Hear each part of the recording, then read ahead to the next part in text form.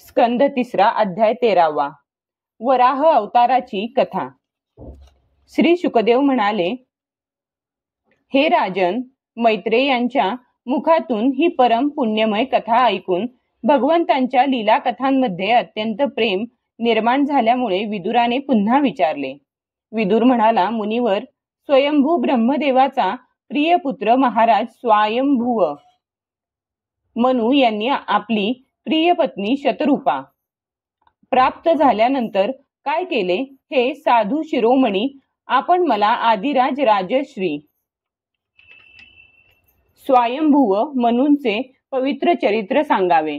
हे श्री विष्णूंचे भक्त होते म्हणून त्यांचे चरित्र ऐकण्याविषयी मी श्रद्धाळू आहे।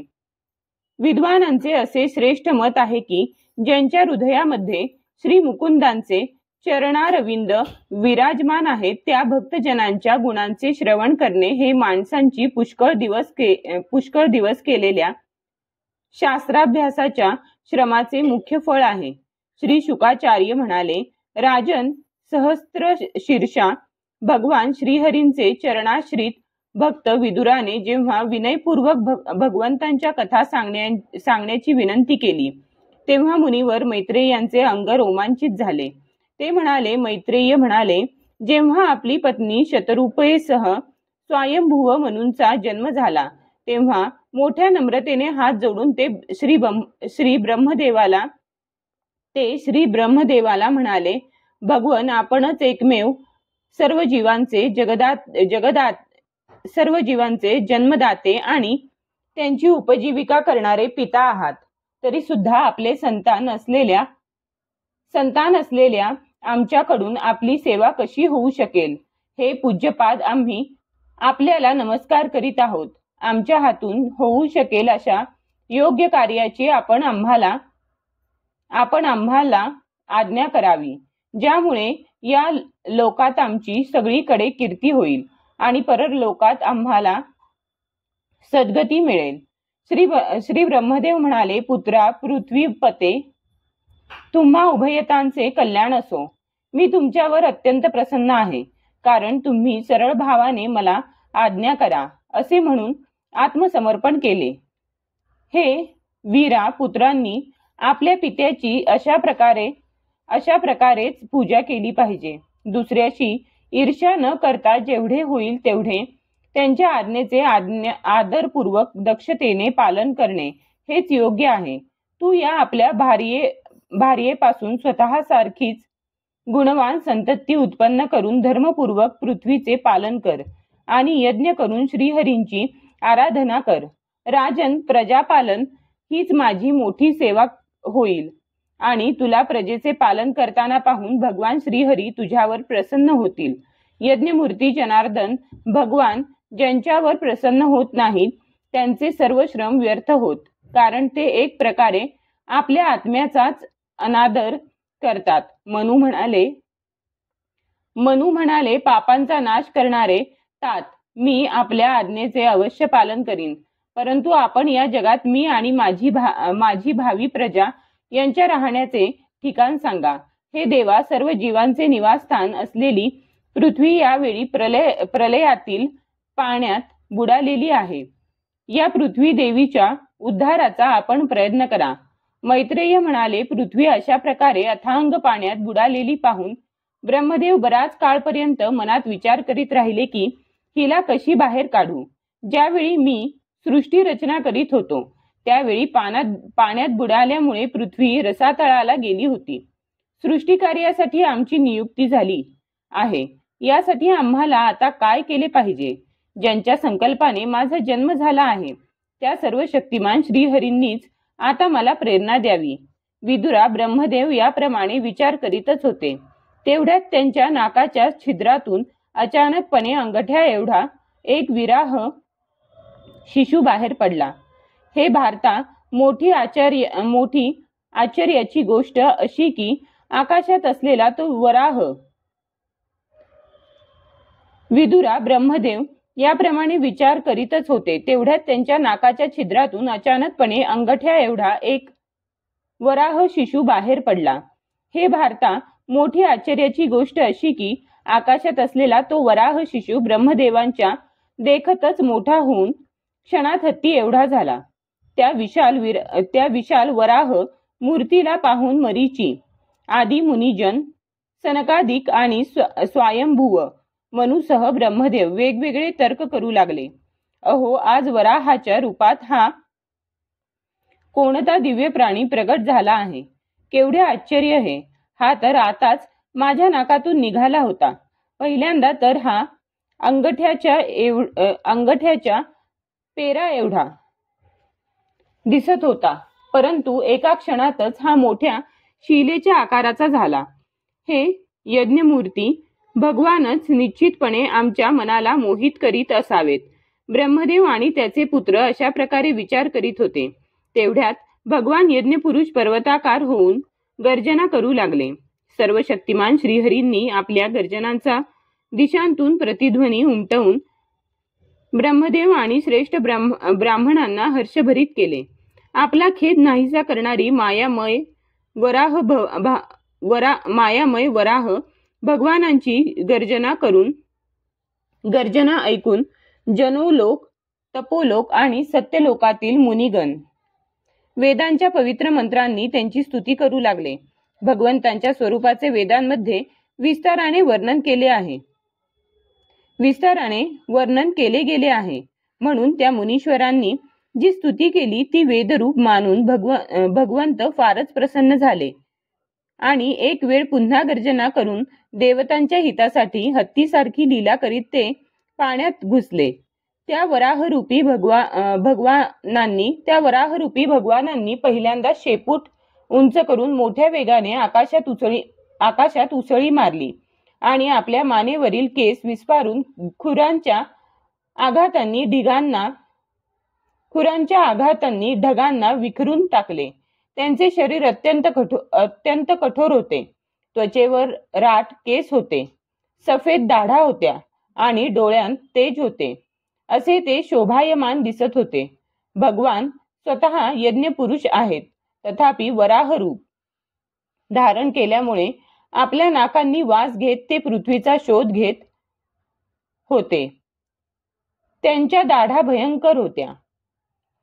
आपली स्तुती करणाऱ्या मरीची आदी मुनींच्याकडे सौम्य दृष्टीने पाहत त्यांनी पाण्यात प्रवेश केला. ज्यावेळी त्यांचे वज्रमय पर्वतासारखे कठोर शरीर पाण्यात पडले तेव्हा त्या वेगाने जणू काही समुद्राचे पोटच फाटले आणि त्यातून ढगांच्या गडगडाटासारखा भीषण आवाज झाला. त्यावेळी असे वाटले की जणू काही आपले प्रदीर्घ तरंगरूप हात उंच करून तो मोठ्या आर्तस्वराने, हे यज्ञेश्वरा, माझे रक्षण करा, अशी प्रार्थना करीत आहे. तेव्हा भगवान यज्ञमूर्ती आपल्या बाणासारख्या तीक्ष्ण खुरांनी पाणी कापीत त्या अगाध जलराशीच्या पलीकडच्या तीरावर पोहोचले. तेथे रसातळाला त्यांनी सर्व जीवांचे आश्रयस्थान असलेली पृथ्वी पाहिली. त्या पृथ्वीला कल्पाच्या शेवटी निद्रा घेण्यासाठी उद्युक्त झालेल्या श्रीहरींनी स्वतः आपल्या पोटात सामावून घेतले होते. नंतर पाण्यात बुडालेल्या पृथ्वीला आपल्या दाढेवर घेऊन ते रसातळाच्या वर आले. त्यावेळी ते मोठे शोभिवंत दिसत होते. पाण्यातून बाहेर येतेवेळी त्यांना अडविणाऱ्या महापराक्रमी हिरण्याक्षाने पाण्याच्या आतच त्यांच्यावर गदा घेऊन आक्रमण केले. त्यावेळी त्यांचा क्रोध सुदर्शन चक्रासारखा तीव्र झाला आणि त्यांनी त्याला लीलया असे मारले की जसा सिंह हत्तीला मारतो. त्यावेळी त्याच्या रक्ताने त्यांचे तोंड आणि नाकशील माखल्यामुळे असे दिसत होते की एखादा हत्ती लाल मातीत टक्कर देऊन आला आहे. विदुरा, ज्याप्रमाणे हत्ती आपल्या दातांवर कमल धारण करतो, त्याचप्रमाणे आपल्या सफेद दातांच्या टोकांवर पृथ्वी ठेवून आलेल्या तमालपत्राप्रमाणे नीलवर्ण वराह भगवानांना पाहून ब्रह्मदेव आदींनी त्यांना हे भगवंतच आहेत असे ओळखून हात जोडून ते वेदवाक्यांनी त्यांची स्तुती करू लागले. ऋषी म्हणाले, भगवन अजित आपला जय जयकार असो.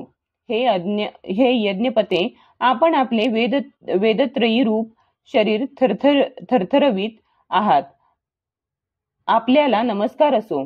आपल्या रोमरोमात सर्व यज्ञ सामावले आहेत.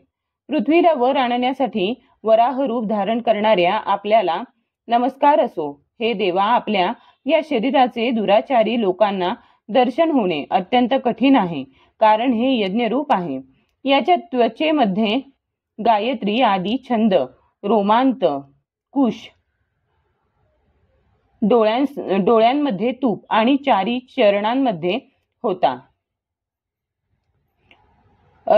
अर्ध्वयू, उद्गाता,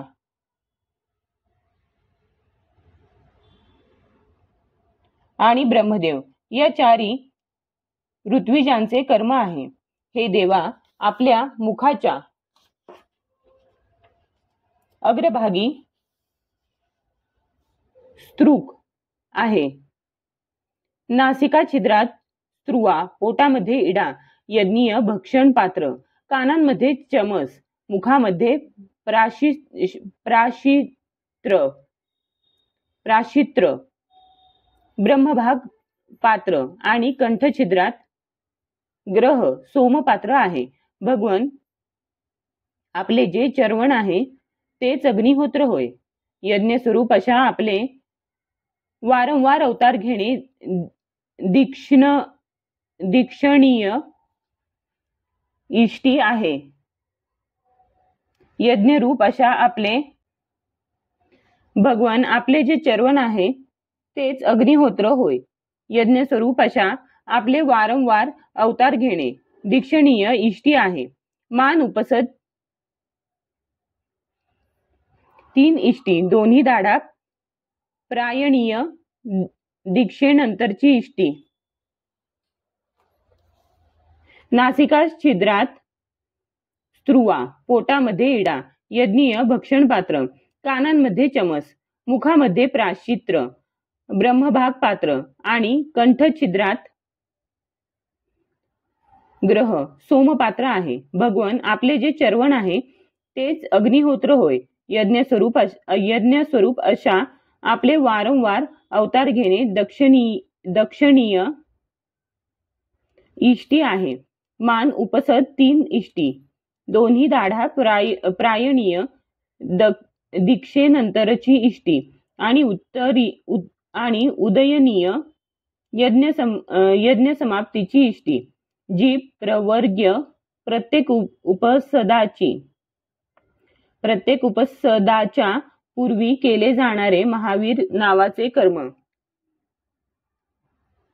मस्तक सभ्य,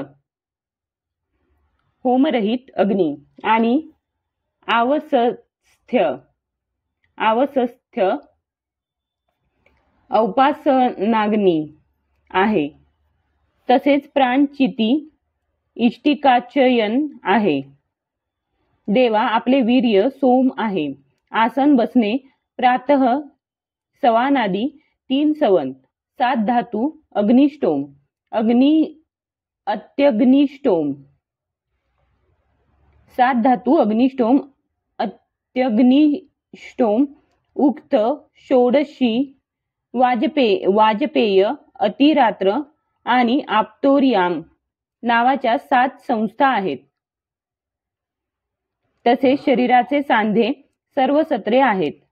अशा प्रकारे आपण संपूर्ण यज्ञ सोमरहित याग आणि क्रतू सोमसहित याग रूप आहात. यज्ञानुष्ठान रूप इष्टी आपल्या अंगांना एकत्रित ठेवणाऱ्या मांसपेशी आहेत. सर्व मंत्र, देवता, द्रव्य, यज्ञ आणि कर्म आपलेच स्वरूप आहे. आपणास नमस्कार असो. वैराग्य, भक्ती आणि मनाची एकाग्रता याद्वारे ज्या ज्ञानाचा अनुभव येतो ते आपले स्वरूप आहे. तसेच आपण सर्वांचे विद्यागुरु आहात. आपल्याला पुन्हा नमस्कार असो. हे पृथ्वीला धारण करणाऱ्या भगवंता, आपल्या दाढेच्या टोकावर ठेवलेली पर्वतांनी वेढलेली ही पृथ्वी अशी शोभायमान दिसत आहे की जसे पाण्यातून बाहेर आलेल्या हत्तीने दातांवर पत्रयुक्त कमळवेल ठेवली आहे. आपल्या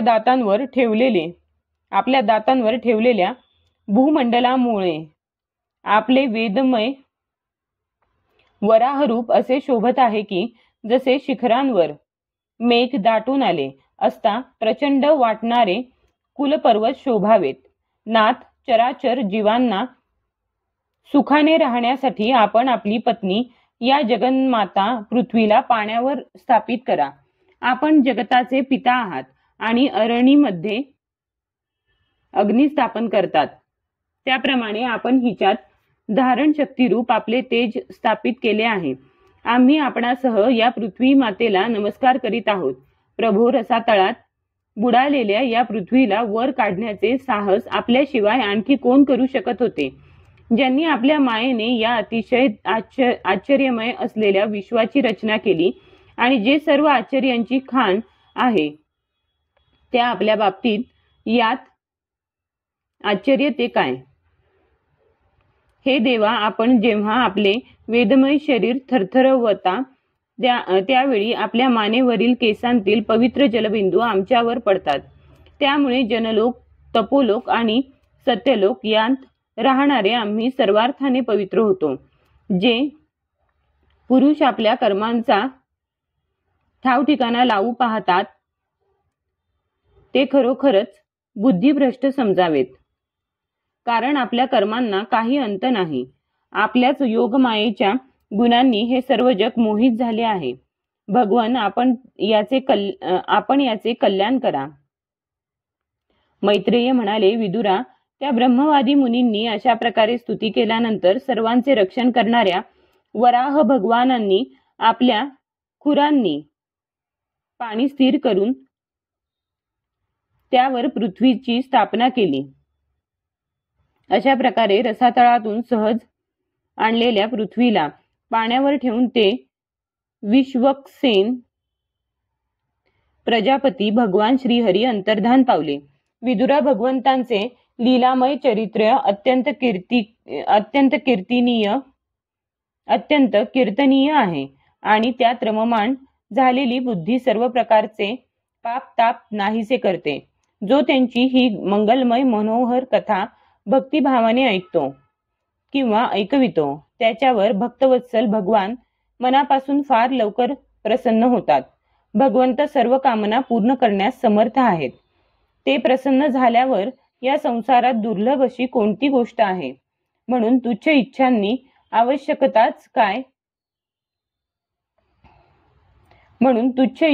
आवश्यकताच काय?